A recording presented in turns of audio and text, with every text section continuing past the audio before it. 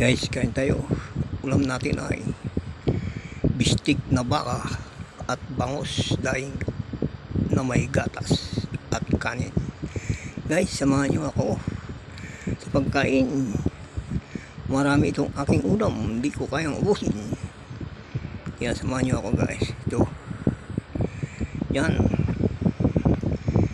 Bistik ng baka at bangus daing at may gatas, may kanin.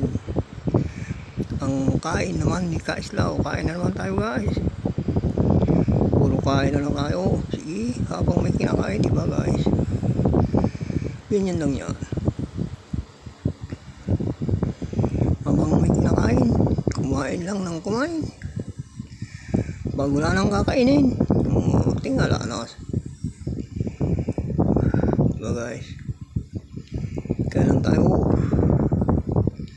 guys.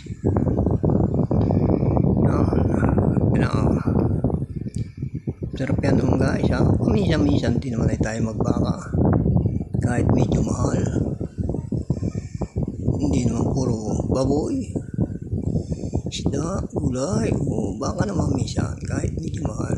Kunti-unti lang ang luto para tumagal din, di ba?